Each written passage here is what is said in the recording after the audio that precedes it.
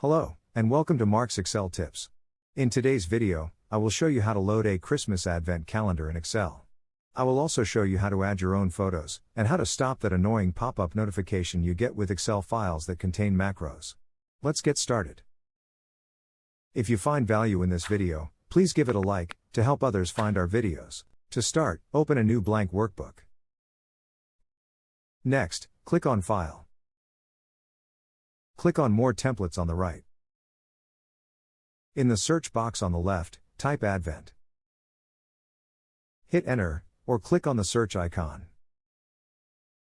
Click on Advent Calendar.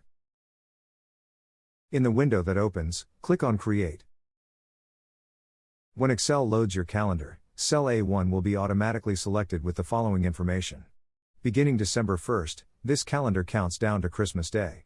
To modify the images, unhide the Images tab. Follow the directions on the Images tab to update the images. To unhide the Images tab, right-click on the tab, Advent Calendar, and click on Unhide. Make sure Images is selected, and click OK. This will open the Images tab, with instructions on how to update these with your own images. To save your calendar, click on File. Click on Save As. Give your calendar a name.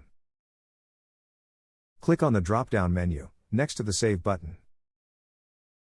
Due to this workbook containing macros, you need to choose Excel Macro Enabled Workbook. Click on Save. Due to Excel's security settings for macros, you may get a message that says, "Be careful. Parts of your document may include personal information that can't be removed by the document inspector."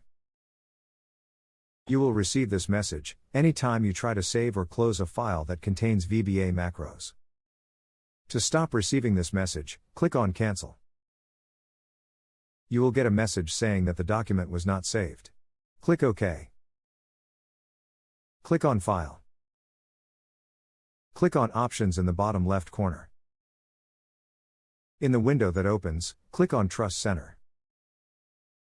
Click Trust Center Settings.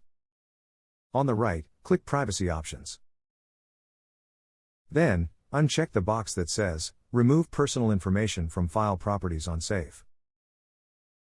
Click OK. Click OK again.